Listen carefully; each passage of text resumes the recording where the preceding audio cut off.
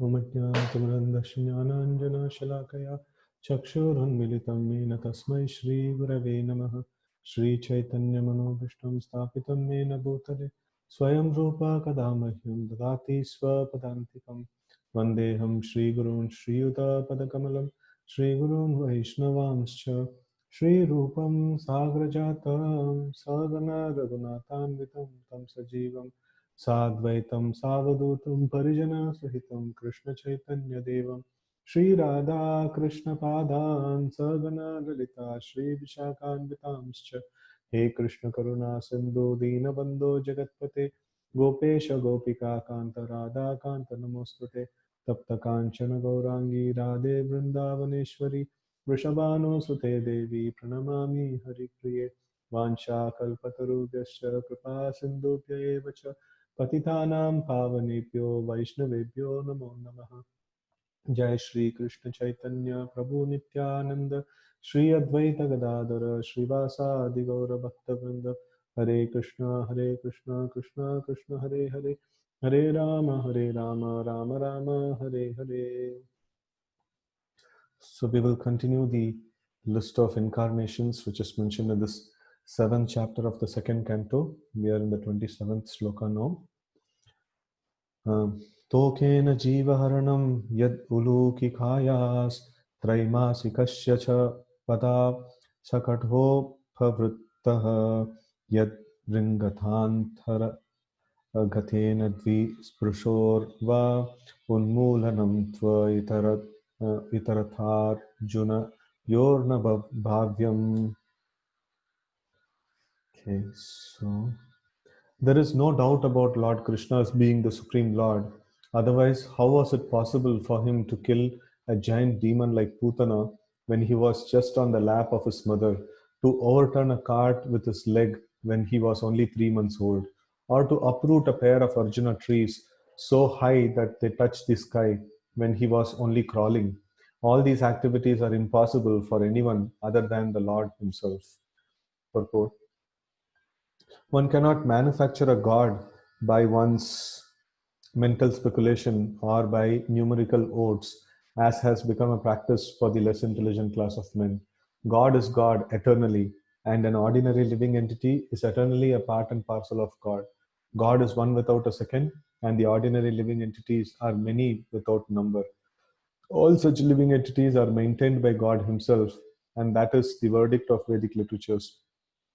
When Krishna was on the lap of his mother, the demon Putana appeared from before his mother and prayed to nurture the child in her lap. Mother Yashoda agreed, and the child was transferred onto the lap of Putana, who was in the garb of a respectable lady. Putana wanted to kill the child by smearing the poison on the nipple of her breast. But when everything was complete, the Lord sucked her breast along with her very life of very air of life, and the demon's gigantic body, said to be as long as 6 miles, fell down. But Lord Krishna did not need to expand himself to the length of the she demon Putana. Although he was quite competent to extend himself more than 6 miles long, here in his Vamana incarnation, he posed himself as a dwarf Brahmana. But when he took possession of his land promised by Bali Maharaj, he expanded his footsteps to the top of the universe, extending over thousands and millions of miles. So it was not very difficult for Krishna to perform a miracle by extending his bodily feature, but he had no desire to do it because of his deep uh, filial love for his mother Yashoda. If Yashoda had seen Krishna in her lap extending 6 miles to cope with the she demon Putana, then the natural maternal love of Yashoda would have been hurt, because in this way Yashoda would have come to know that her so-called son Krishna was God himself.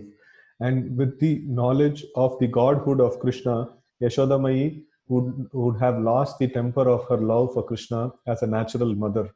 But as far as Lord Krishna is concerned, he is God always, either as a child on the lap of his mother, or as the coverer of the universe, Vamanadev. He does not require to become God by undergoing severe penances. Although some men think of becoming God in that way, so it's like uh, Krishna is always God. He doesn't need to become a God, whether he is a small baby or if he's like a Vamanadev, extending miles together. So in whatever way, he is always God. Okay. So by undergoing severe austerities and penances, one cannot become one or equal with God, but one can attain most of the godly qualities. A living being can attain godly qualities to a large extent, but he cannot become God, whereas Krishna, without undergoing any type of penance, is God always, either in the lap of his mother or going up or at any stage of growth. Hmm. So here it's nicely put that we can become godly, we can develop godly qualities, but we cannot become God. God is God always, right? Okay, so next aspect is, so at the age of only 3 months, he killed the Shakatasura, who had remained hidden behind a cart in the house of Yashodamayi. And when he was crawling and was disturbing his mother from doing household affairs, the mother tied him with a grinding pestle, but the naughty child dragged the pestle up to a pair of very high Arjuna trees in the yard of Yashodamayi. And when the pestle was stuck between the pair of trees, they fell down with a horrible sound.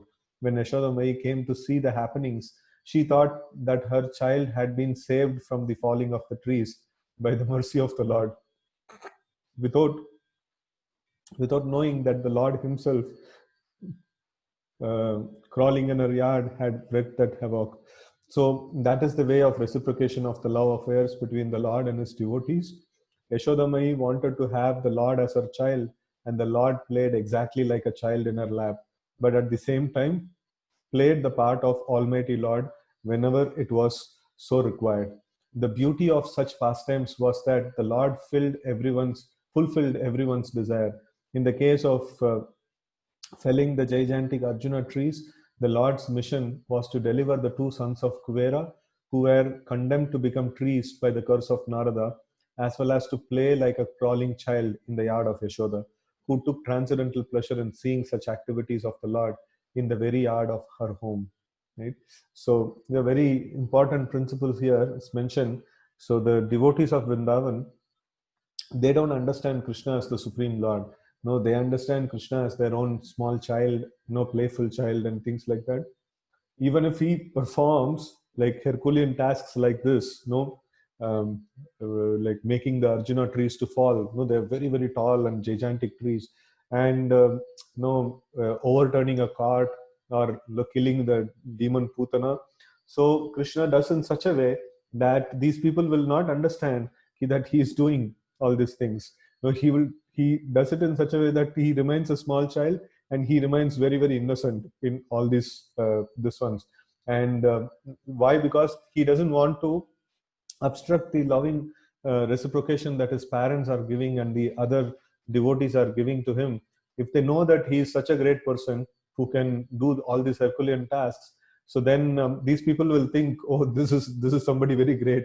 No, they will immediately start offering respects and things like that, right? So that is what happened, to Arjuna. Arjuna was talking to Krishna like friend, but then when Krishna showed his universal form, immediately Arjuna was like, "No, I'm very sorry. No, I made so many friendly jokes with you. No, I had so much of casual conversation with you. No, I didn't know that you are such a great person. So I'm very sorry for all those things and things like that." So Krishna doesn't like all those things. No, Krishna wants to have a nice relationship with everyone. No, unique to themselves, and no, it's very natural and unique. So he didn't want to spoil that relationship, that he has with Mother Yashoda and other cowherd men there. So because of that, he would always, he will kill the demons, but then he will kill them in such a way that these people will still think that no, this is my boy, and no, somehow by the mercy of God, like he is saved. Every time some demon comes to kill him, and somehow by the mercy of Lord, he is saved. So that is the mood of the residents of Vrindavan. So they are considered to be the topmost devotees. Why? Because they don't love God, they don't love Krishna because he is God. No, they love Krishna because they like him. Hmm? They like him as a person. So we also know, like in our lives, there are some people who will like us only because we have something with us. And if we lose that, they will not love us anymore. Right? So no, Krishna doesn't want no such, or Krishna categorizes them in different way. No, Those who love Krishna because he is God, no, they are a separate category. And no, the residents of Vrindavan, they love Krishna, even though if he's not God, also it's okay. No, they like him. So that is the main this one. So Krishna likes them the most. No, so and he doesn't want to disturb that relationship over there, and because of which he will, no, he'll do all the different activities in such a way that it doesn't disturb his relationship, no, with the residents of Vrindavan. So the Lord in any condition is Lord of the universe, and he can act as such in any form, gigantic or small, as he likes. Text 28. यद्वै व्रजे व्रजपशून् विशतोय पीठान् फालांस्त्व अजीवयद् अनुग्रहदृष्टिवृष्टया वृष्ट्या तच्छुद्धये थि विषवीर्यविलोल जिह्वम् उच्चाटयिष्यत् उरगं विहरन् हृदीन्याम्. Then also, when the cowherd boys and their animals drank the poison water of the river Yamuna, after the Lord in his childhood revived them by his merciful glance, just to purify the water of river Yamuna, he jumped into it as if playing and chastised the venomous Kalia snake, which was lurking there, its tongue emitting waves of poison. Who can perform such Herculean tasks but the Supreme Lord? Right? So it's nicely, mentioned here. So it is not possible for anyone and everyone to do all these things, right? So it must be like the Supreme Lord Himself. Tatkarma divyamivayan nishi nihashayashnam davagnina suchivane paridahyamane unnishyati vrajamato vashitantakalam netre pidapya sulabo nat higamya viryaha. On the very night of the day of the chastisement of the Kaliya snake, when the inhabitants of Brajabhumi were sleeping carefully, there was a forest fire ablaze due to dry leaves, and it appeared that all the inhabitants were sure to meet their death. But the Lord, along with Balaram, saved them simply by closing his eyes. Such are the superhuman activities of the Lord. So, this is like the Agnipan, it is mentioned. So the Lord actually swallows, all the fire that, that is set ablaze over there. So that's the power of the Lord. He can just drink the fire. He can fight with Kalia. He can, like make the Arjuna trees fall. He can very easily kill all the demons. No, this is the power of the Lord. Okay, purport. Although in this verse the Lord's activity has been described as superhuman, it should be noted that the Lord's activities are always superhuman, and that distinguishes him from the ordinary living being. Uprooting a gigantic banyan tree or Arjuna tree and extinguishing a blazing forest fire simply by closing one's eyes are certainly impossible for any kind of human endeavor. But not only are these activities amazing to hear, but in fact, all other activities of the Lord, whatever He may do, are all superhuman, as confirmed in Bhagavad Gita 4:9. Whoever knows the superhuman activities of the Lord, due to their very transcendental nature, become eligible to enter into the kingdom of Krishna. And as such, after quitting this present material body, the knower of the transcendental activities of the Lord goes back home, back to Godhead. Right? Janma karma cha me divyam evam yo veti tatvatah tattva deham punarjanma naiti mamiti so Arjuna. So that's what is mentioned here. So one who knows the birth and activities of the Lord as superhuman, he will definitely attain the kingdom of God. And on the contrary, if we think the Lord's activity to be something material, so then we will not get that destination. So we will be in trouble. So we have to understand that the Lord's activities are beyond the human comprehension, and it is superhuman activities. Text 30. Grinita yad yad upavandam amushyamata sulabam sutasya natu tattad amushyamati yajrambato swavadane shyavadane bhuvanani gopi samviksha shankita manaha pratibodhi tashid. When the cowherd woman, Krishna's foster mother Yashoda, was trying to tie the hands of her son with ropes, she found the rope to be always insufficient in length. And when she finally gave up, Lord Krishna, by and by, opened his mouth, wherein the mother found all the universes situated. Seeing this, she was doubtful in her mind, but she was convinced in a different manner of the mystic nature of her son. Right? So there is like two different pastimes are mentioned here. One is Mother Yashoda is trying to bind the rope, to Krishna's, to tie Krishna, so it is not getting sufficient. And another is when, that is Mridabhakshan Leela, which is called, so when, Krishna eats mud. So at the time, like, when Krishna opens his mouth, so the Mother Yashoda sees all the universes and everything, in the universe are situated within his mouth. So, but then after seeing that, she suddenly gets this one Aishwarya Bhav. Aishwarya Bhav means like getting a respect towards her son as God. So, but then immediately Krishna using his power, he just shatters that particular conception of Aishwarya, and then he again brings Mother Yashoda in the motherly mood. Right? So purport. One day, Lord Krishna, as the naughty child, disturbed his mother Yashoda, and she began to tie up the child with ropes just to punish him. But no matter how much rope she used, she found it always insufficient. Thus, she became fatigued. But in the meantime, the Lord opened his mouth, and the affectionate mother saw within the mouth of her son all the universes situated together. The mother was astonished, but out of her deep affection for Krishna, she thought that the Almighty God Narayan had kindly looked after her son just to protect him from all the continuous calamities happening to him. Because of her deep affection for Krishna, she could never think that her son was Narayana, the personality of God himself. That is the action of Yoga Maya, the internal potency of the Supreme Lord, which acts to perfect all the pastimes of the Lord with his different types of devotees. What could what could play such wonders without being God? Who could play such wonders without being God? Right. So here we see, we are illusioned by the Mahamaya or the material energy. So due to the like material energy, we are not able to understand Krishna as God, and then we do things in materialistic way. So but then the Yoga Maya also seems like, it makes a person forget that Krishna is God, but for a right reason, right? So Mahamaya, is like for people who want to enjoy separate from the Lord. So the Mahamaya puts them into illusion and then gives them opportunity to enjoy, separate from the Lord.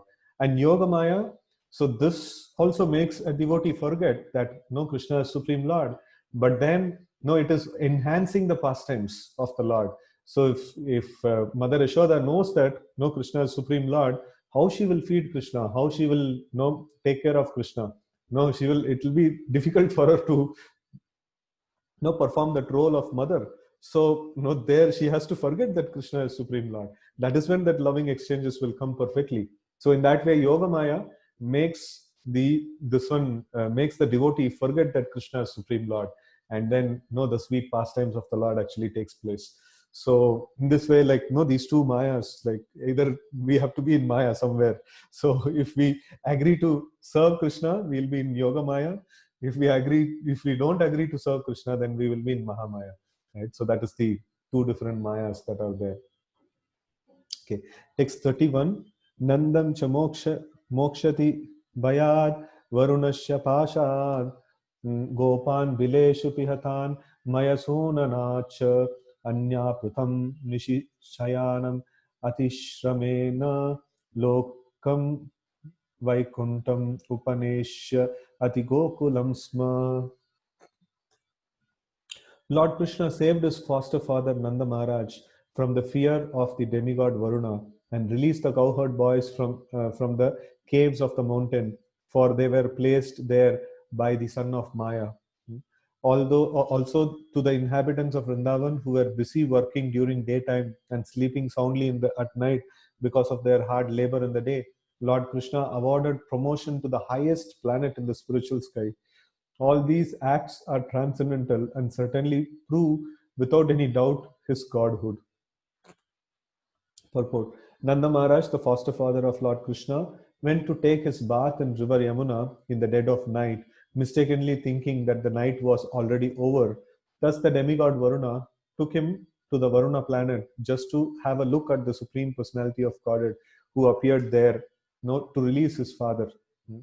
Actually, there was no arrest of Nanda Maharaj by Varuna because the inhabitants of Vrindavan were always engaged in thinking of Krishna in constant meditation on the personality of Godhead in a particular form of samadhi or trance of bhakti yoga. They had no fear of the miseries of material existence. In the Bhagavad Gita, it is confirmed that to be in association with the Supreme Personality of Godhead by full surrender and transcendental love frees one from the miseries inflicted by the laws of material nature.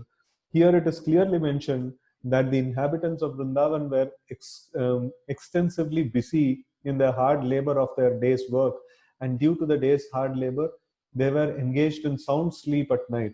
So practically, they had very little time to devote to meditation or to other paraphernalia of spiritual activities.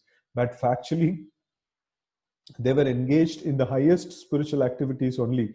Everything done by them was spiritualized by because everything was dovetailed in their relationship with Lord Sri Krishna.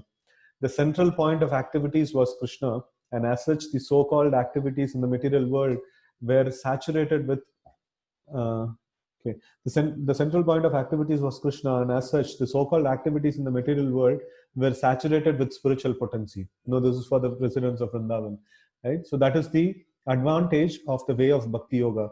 One should discharge one's duty on Lord Krishna's behalf, and all one's action will be saturated with Krishna thought, the highest pattern of trance and spiritual realization. Right? So this is very nice point here. So we see that the residents of Vrindavan, they were situated in the highest form of samadhi, in the Bhakti Yoga, but then the sloka says that they were busy working, the whole day in the fields, taking care of cows and so many other activities. And in the night, they were, because of the tiredness of the hard labor, they were having sound sleep. So where is the question of they doing any meditation or any yoga process and things like that? But then the supreme yoga process they were doing, what is that? So that they were always thinking of Krishna, and all the activities that they were doing, everything was centered around Krishna. And because they were doing everything centered around Krishna, that is considered to be the highest yoga. Yoga means what? To be united with the Supreme Lord again, right? So that's the reunion with the Supreme Lord is called the yoga. And that a person can do it by sitting and meditating, or like this, the residents of Vrindavan, they're busy working, but then they're working everything towards Krishna's satisfaction. So in that way, like, they were doing the highest form of the bhakti yoga practice, and so much so that God himself comes and stays with them, right? So that is the amazing aspect. So that's where we can actually qualify this to be the highest form of yoga. So they were cooking for Krishna, they were like serving Krishna, they were decorating Krishna, they were taking care of cows so that nice milk can be brought for Krishna. And in this way, like, every single activity they were doing was centered around Krishna. And they were like surcharged with fully high class of spiritual activities, right? So text 32, Gopar Make Parihate Vraja Viplavaya Deve Deve Vivarshati Pasun Kripayari Rakshuhu Darthochi Lindram Iva Sapta Dinani Sapta Vrisho Madidram Anahaika Karesha Leelam. When the cowherd men of Vrindavan, under instruction of Krishna, stopped offering sacrifice to heavenly King Indra, the whole tract of land known as Vraja was threatened with being washed away by constant heavy rains for 7 days. Lord Krishna, out of his causeless mercy upon the inhabitants of Vraja, held up the hill known as Govardhana with one hand only. Although he was only 7 years old, he did this to protect the animals from this onslaught of water. Purport. Children play with an umbrella, generally known as a frog's umbrella, and Lord Krishna, when he was only 7 years old, could snatch the great hill known as Govardhana Parvata at Vrindavan and hold it for 7 days continuously with one hand, just to protect the animals and the inhabitants of Vrindavan from the wrath of Indra, the heavenly king, who had been denied sacrificial offerings by inhabitants of Rajabhumi. Factually, there is no need of offering sacrifice to the demigods for their service. For their service, if one is engaged in the service of the Supreme Lord, sacrifices recommended in the Vedic literature for satisfaction of the demigods are a sort of inducement to the sacrificers to realize the existence of higher authorities. Right. So this is a very important point. So if a service to the Supreme Lord is the ultimate thing that needs to be done, then why at all demigod worship is mentioned in the scriptures? So the main problem that the living entities have when they come to this material world is that they don't want to serve the Lord. No, that's the main issue. No, why they have come to this material world. And if the only option that is available, no, for a religious life is to serve the Lord, then no, they will not have much enthusiasm. So the whole point is that, okay, fine, if you don't want to serve the Lord, you serve the demigods. If you don't want to serve the demigods, at least you serve a powerful person in the material world. No, like in that way, like it actually comes down. At least somebody who you accept as an authority, or somebody you accept as a like as some superior higher authority.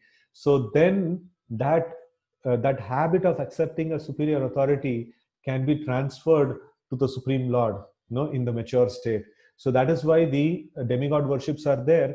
But if somebody can come to the point of worshipping the Supreme Lord, no, he should not perform demigod worship, right? So that is this one. So that is why Krishna's personally recommended, all the Vrajavasis that, no, why you people are doing this, Indra Puja, no, stop this immediately and worship Govardhan. No, he actually makes them worship Govardhan.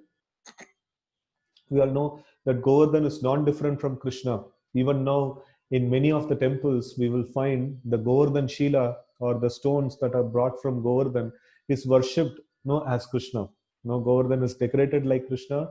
The small stones, or Shila, we call. So Govardhan Shila. So they are worshipped as Krishna. Their nice eyes are put, nice turban is given, and no peacock feather is put, and then like that, they worship Govardhan Shila very nicely. So in this way, Govardhan is not different from Krishna. And Krishna was advising, stop this Indra Puja and worship Govardhan. Basically, like he didn't want. So it is like, Supreme Lord is there in the Vrajabhumi, and then his own devotees are worshipping Indradev. Oh, what a great insult it is. Right? So he was telling, like, when I am there, whom are you people worshipping? Stop all this worship and then worship me. Right? So that's what Krishna wanted to tell that over there.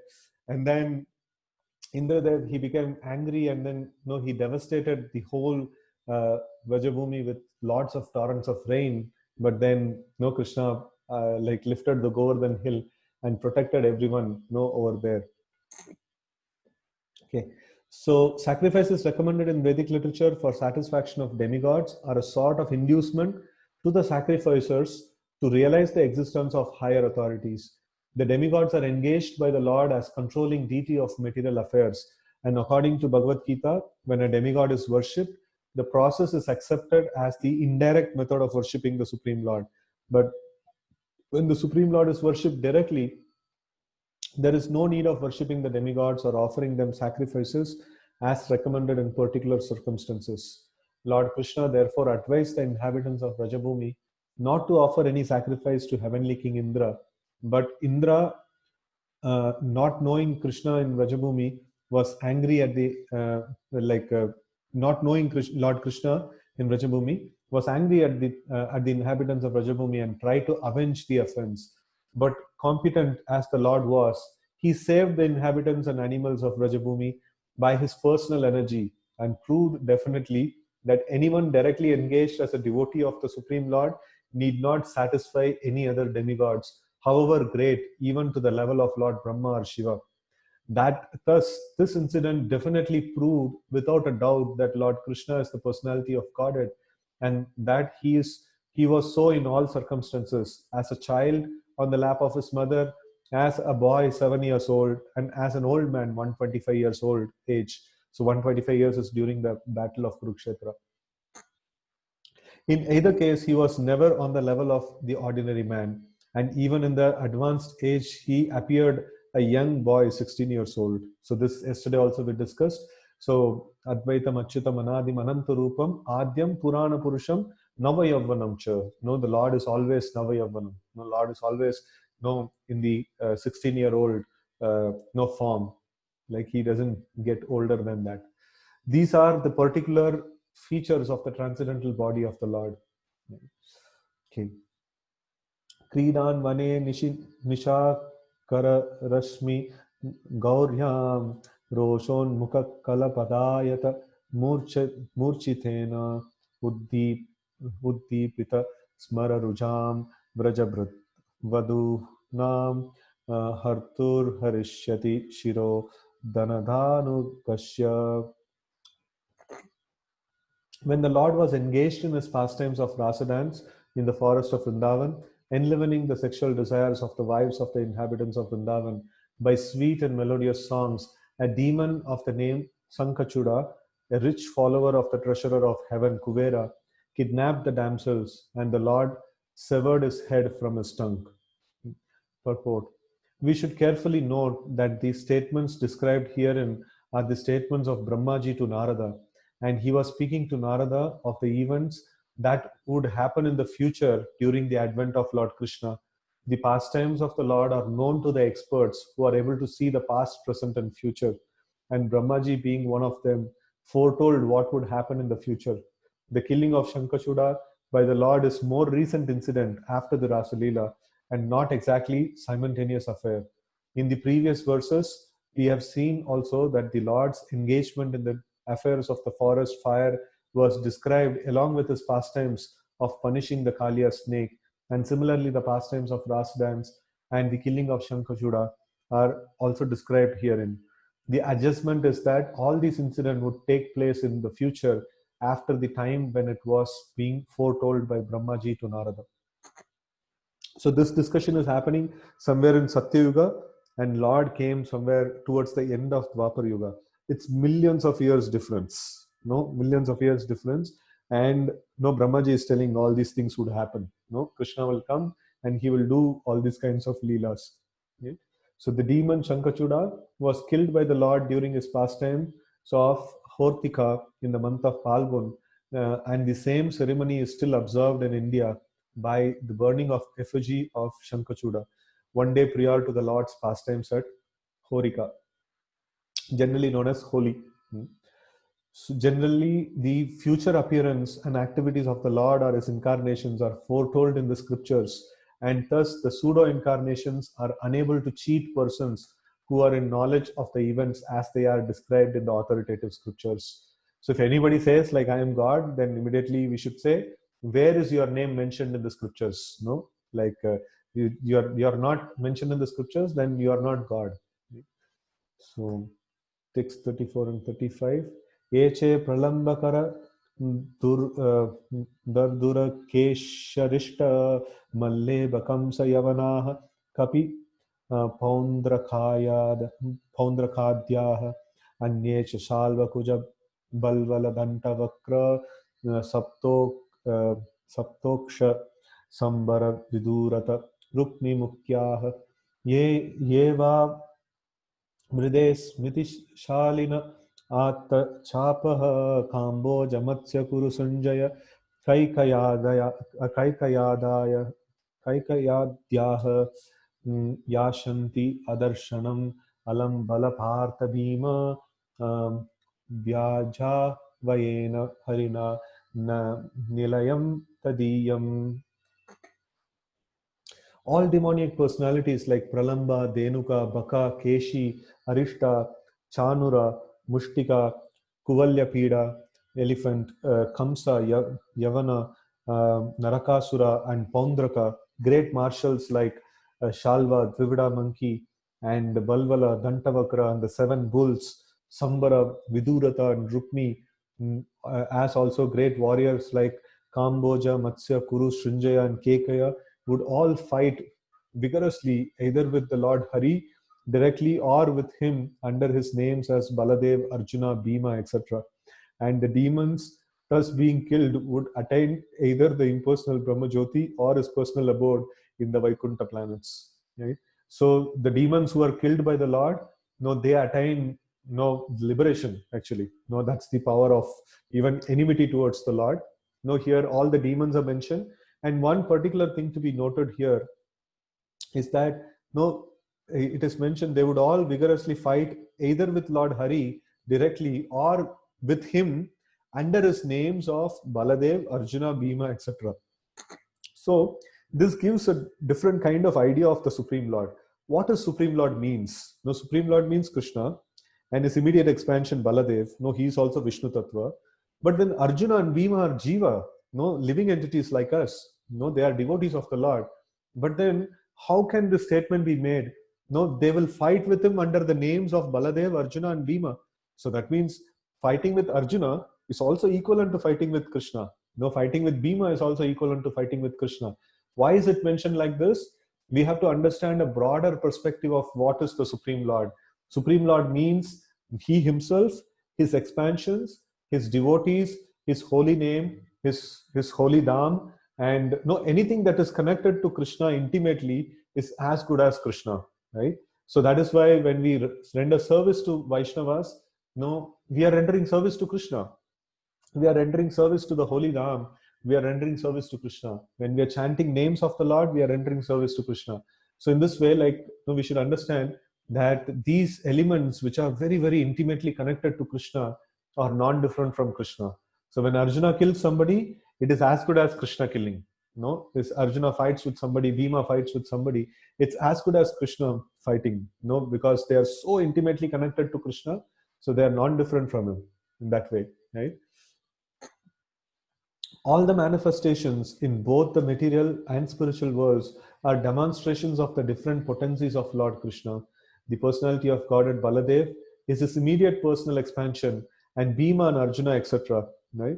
So are his personal associates. The Lord would appear, and he does so whenever he appears with all his associates and potencies, right? So it is like, if we have to get some grant from the government, right? So like government means what? The government officer who is going to give grant, he is also like the government. He may be a citizen, he may be ordinary living entity and things like that, but still he has the sanction by the government to act upon something, right? So in the same way, the associates of the Lord like Bhima, Arjuna, the devotees of the Lord, so they have a power of attorney from the Lord, that they can act on behalf of the Lord, right? So in that way, the devotees or the associates of the Lord are non-different from the Lord, right? So if we have to get something from a company, and it is not necessary that CEO of the company will come and give it to us or something like that.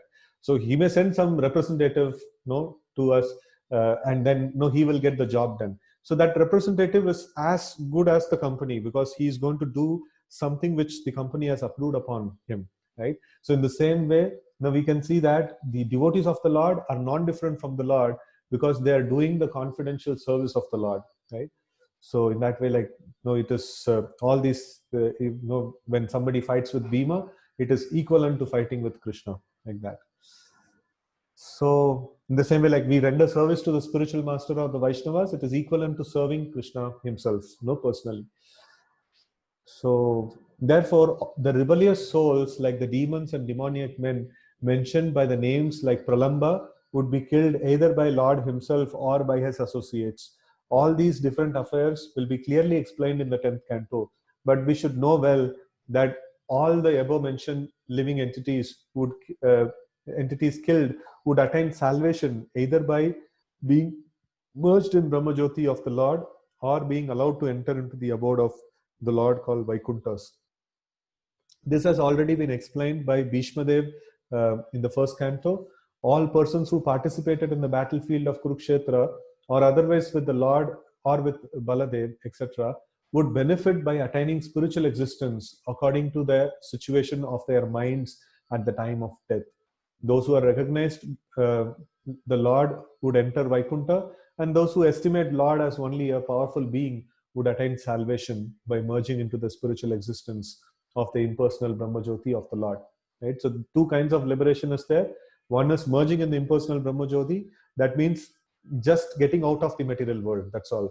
And another kind of liberation is getting out of the material world and not getting stuck in the Brahmajyoti, reach the spiritual world and enter into one of the spiritual planets, called Vaikuntha. So here, Bhishma Dev mentions in the first canto, like when he was there in the deathbed, he's actually speaking to Krishna and Yudhishthir. So at the time he says that all the people who died in the battlefield of Kurukshetra, all of them are either going to get salvation, that is either going to get the moksha in the Brahmajyoti, or they are going to enter into the Vaikuntha planets. So how this is decided? If anyone died with the idea that Krishna is Supreme Lord, he is going to enter into the Vaikuntha. And anyone who died without the idea that Krishna is Supreme Lord, they are just going to exit this material world and be there in the Brahmajyoti, right? So Brahmajyoti is the space between the, or it's the medium on which the whole material world and spiritual world exist. So if we exit to any one of these lokas, where we will be in the neutral space, that is the Brahmajyoti, right? So here we see that these two aspects are there. Okay, but every one of them would get released from material existence, since such is the benefit of those who played with the Lord inimically. One can imagine what would be the position of those who devotedly served the Lord in transcendental relationship with Him. This is what the Lord gives for the demons. Liberation is what the Lord gives for the demons, and those whom He kills them. And what will be the position that the Lord will give for the devotees of the Lord? Devotees of the Lord, it's like very, very high position they attain. Liberation is actually, the moksha is actually very, very small word in front of bhakti. So it is mentioned the devotees mood in terms of how do they actually calculate moksha. So it is mentioned that Kaivalyam Narakayate, Tridashapur Akasha Pushpayate, Durdantendriya Kala Sarpapatale, Protkata Damskrayate, Vishwam Purna Sukayate, Vidhi Mahendrascha Kitayate, Yatkarunya Kataksham Vaibhavavatam, Tam Gauram Yevastumaha. So one who has got the glance of Lord Gauranga, Lord Sri Chaitanya Mahaprabhu upon him, so what is his estimation of different things of this world? So it is mentioned, Kaivalyam Narakayate, or getting liberation in the Brahmajyoti, or just getting out of this material world, this troublesome material world. Just getting out of this world is, what is that? It is looking like Narakayate. Why it is Narakayate? Because there is no association of the Lord, there is no service of the Lord. So it looks like, for a devotee, this liberation looks like Narakayate. It is equivalent to Naraka, hellish existence. Anywhere, he is not having the association of the Lord, he is not having the association of devotees, he is not having any meaningful service, to the Lord. So then he finds it like a hellish condition, right? So in the Brahmajyoti existence, there is no way of rendering any service to the Lord, So that is why merging in the Brahmajyoti, so a devotee considered to be Naraka. Kaivalyam Narakayate, Tridashapur Akasha Pushpayate. Tridashapur means the heavenly planets. Heavenly planets is the middle planetary system of the 14 planetary systems. So in that we have heavenly planets. The Tridashapur. Tridashapur means like, practically any residence in the 14 planetary system is Akasha Pushpayate. Akasha Pushpa means what? We can have Pushpa in the tree. In the sky, if there is some flower is there, it's just a hallucination. It's just an illusion, right? So Tridashapur Akasha Pushpayate. Why? In this life itself, we can see that we have this particular body, and then we think that we will enjoy in this way, we'll enjoy in that way, without before even we can imagine, we will get old.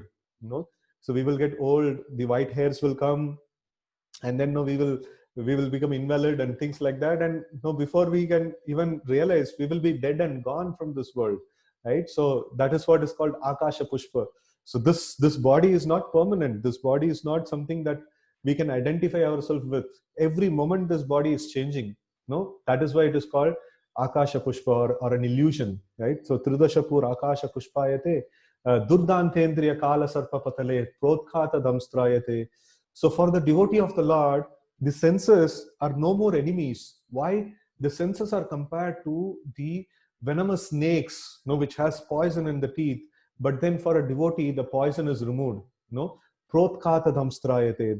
The poisonous teeth has been protkata. It's been plucked out, right? So like protkata damstrayate. So how this translates to our life? If we are a devotee, how this venomous teeth is being plucked out.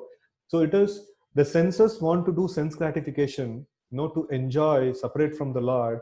But then we are using the senses for cooking nice bhoga for the Lord, offering nice things to the Lord, using our tongue for chanting the names of the Lord. We are using our ears to hear about the glories of the Lord. So in this way, we are using all the senses in the service of the Lord. So then naturally the venomous teeth of the tendency to enjoy separate from the Lord is plucked out, right? So Durdantendriya Kala Sarpa Patale Protkata Damstrayate Vishwam Purna Sukhayate. So this is something that the impersonalists, they say that, oh, this world is full of misery and we have to get liberation, we have to get out of this world. But what is the devotee saying? Devotee saying like Vishwam Purna Sukhayate. This whole world is good. It is so nice. Why it is so nice? Because he's seeing that everything that he's seeing, he's thinking that, oh, this material elements are also Krishna's energy. This is all Krishna's creation. And in every sphere of life, he's just seeing the hands of Krishna, and he's getting so much enthused, by the whole thing, right? So Vishwam Purna Sukhayate, and like Vidhi Mahendrascha Kitayate. Even the position of Mahendra or Indra, the heavenly king, that is considered to be a very great thing. A resident of heaven means you can enjoy a lot of things, and then king of heaven, Indra, you can imagine like how much of material opulence will be there with him. And then for a devotee, it looks like kitayate. It looks like germ. It looks like something very insignificant. So in that way, like he just wants the service of the Lord, and he doesn't want any of these big positions or big this one in the world and things like that. So, and then who will have such a conception? Yat karunya kataksham vaibhavavatam tam gauram yevastumaha. So one who has got the merciful glance of Sri Chaitanya Mahaprabhu, upon him, he will have such kind of ideals in his life. He will have such kind of viewpoint of life, right? So that's the thing that is explained here. So we can see that since such is the benefit which is enjoyed, the liberation is the benefit that is enjoyed by the demons. So for the devotees, like what the Lord will give, the Lord will give something very superior, and the devotee is comparing the liberation to be narakayate. It's like, no, I don't want this Brahmajyoti liberation. I want to get into Vaikuntha Loka and engage in the service of the Lord. I want to have the audience of the Lord. I want to be with him. I want to converse with him, right? So that is what is the aim of the devotees. He just devotee doesn't want just simple liberation and getting out of this material world. So that's the thing that we can see here. And text 36, Kalena milita dhyam avamrishya nunam stokha yusham swanigamo batadhura paraha ar virhitastva anuyugam sahita satya vatyam vedadrumam vita vedadruham vita pasho vibhajishyanti sma. The Lord himself in his incarnation as the son of Satyavati, that is Vyasadeva, will consider his compilation of the Vedic literature to be very difficult for the less intelligent persons with short life, and thus he will divide the tree of Vedic knowledge into different branches according to the circumstances of the particular age. So before Kali Yuga, the Vedas was one. There is one whole Vedas were there, and then Vyasadeva actually divided into Rig, Yajur, Sama, and Atharva, and things like that. And then he gave other supplementary literatures and things like that. Purport. Herein Brahma mentions the future compilation of Srimad Bhagavatam for the short-lived persons of the age of the Kali age. As explained in the first canto, the less intelligent persons of the age of Kali would be not only short-lived but also perplexed with so many problems of life due to the awkward situation of the godless human society. So it is mentioned in the first canto that Manda Sumanda Matayo Manda Bhagyo Hi Upadrita. So that means like Mandaha, people in the age of Kali Yuga will be Manda, very dull-headed. Manda Sumanda Matayo and Manda Bhagya, they will be ill-fortuned.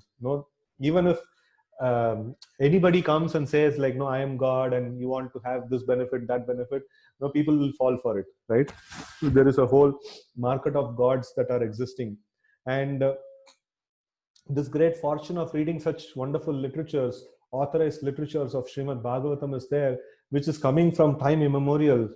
All the great sages of our past have studied these things, but they would not take interest in such study. No, they would just simply go for some cheap things, and they will get cheated. In that way, right? So here we see that that's the position of people in Kali Yuga.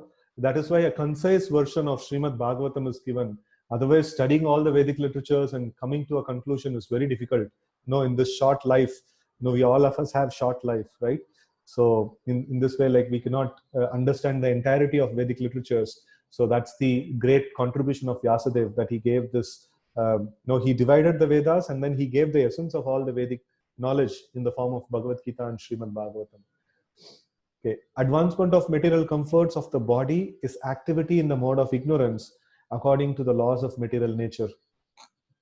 Real advancement of knowledge means progress of knowledge and self-realization.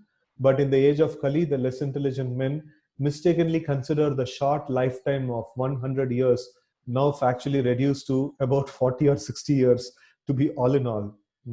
So like it's 100 years is the maximum, or a kind of an average, but then we are falling below 100 years now. So not many people actually end up living 100 years. So they are less intelligent because they have no information of the eternity of life. They identify with the temporary material body existing for 40 years and consider it to be the only basic principle of life. Such persons are described as equal to asses and bulls. Sayeva Gokara, it is mentioned. Yashatma Buddhi Kunape Tridhatuke Sadik Khalatradishu Bhauma Yatirtha Buddhi Shalilena Karhijit Janeshu Abhigyeshu Sayeva Gokara. Go and Kara. Go means bulls and Kara means asses. So they have very dull heads. Asses, like they will just, so much of food is there available everywhere. But then, they will just work very hard, for a small piece of grass. So in this point, Srila Prabhupada actually tells one nice joke. He says that, there were two asses, and they were working very hard for the master. And then, one time, one ass, it told that one donkey, it told that to the other donkey that, no, I don't want to work for this master. There is so much of grass all around, so I want to go and graze outside. So then this donkey went off. The other donkey still continued in the service of the master. And then after some time, the first donkey came and told, no, still you are working for this master. He is beating you. He is giving you so much trouble. He is loading you with so much of burden on your back, and still you are working for him.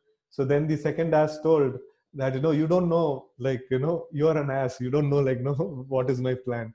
So previously, our master, our owner's daughter, when she committed a mistake, he chastised the daughter. Next time, if you commit the mistake, I will get you married to this ass, get you married to this donkey. So I'm just waiting for that day when she will commit the next mistake. Then I will become become the husband of, I'll become an in-law to the master. So in that way, I'll enjoy all the property. So it is just like a joke.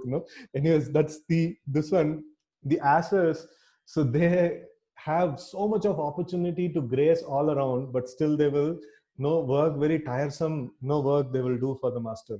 So in that way, the Prabhupada says that the livelihood, or people can live very, very simple way if they have a little land and grow their crop and things like that. But they will go and work very hard outside, and they will not even have sufficient grains to eat. So in that way, like we can see that no, there is ample land is available, nobody is there to cultivate, no, but then no, like people will go and work in the factories and companies and things like that, and no, and there will be like hard struggle to get the grains and foodstuffs. So basically it is mentioned to understand this body that is made of tridhatu, yashatma buddhi, um, kunape tridhaduke. No, kunape means a bag made of tridhatu, kapavada pitta. So that is, if we consider that to be like permanent and that is the whole and soul center of my life, so then no, such a person is compared to asses, right? But the Lord, as the compassionate Father of all living beings, impart unto them the vast Vedic knowledge in short treatises like Bhagavad Gita, and for the graduates, the Srimad Bhagavatam. The Puranas and the Mahabharata are also similarly made by Vyasadeva for different types of men in modes of material nature, but none of them are independent of the Vedic principles. Right? This is how the mercy of the Lord it is considered to be the Vedic literatures. So in Bhagavad Gita, Krishna mentions, what is that? Jnana Deepena Bhashvata. What is that sloka? Suddenly I'm not able to remember. Anyways, Tesham Evanu Kampartam Aham Ajnana Jam Tamaha Nashayami Atma Bhavasto Jnana Deepena Bhashvata. So he says that when I become very, very merciful upon the living entities, I give them the knowledge. No, like Tesham Eva Anukampa Artham. No, when I become very, very merciful to the living entities. No, Eva Anukampa Artham. Like aham ajnana jam tamaha. No, I destroy their ajnana, and then what I do? So ajnana jam tamaha nashayami atma bhavasto. So I destroy their identification with the material body. No, the wrong identification with the which they have with the material body. Nashayami atma bhavasto, and then jnana deepena bhashvata. How do I destroy that? By lighting the lamp of knowledge in their heart. No, by just by lighting the lamp of knowledge in our heart, automatically the ignorance gets dissipated, and our false identification with this body gets melted off, and then we see ourselves as a spirit soul, and we see ourselves as a part and parcel of the Lord. So that's the magic of the knowledge that is there, and that is there in the Srimad Bhagavatam and Bhagavad Gita. And that is we are very fortunate enough to study this thing every single day, right? So we are reading these literatures every single day. So it's a great fortune for all of us. Thank you all very much for your patient listening. So Grantraj Srimad Bhagavatam ki jai, Gaur Bhaktavinda ki jai, Srila Prabhupada ki jai. Now we will again get back tomorrow. And one small, this one is that we have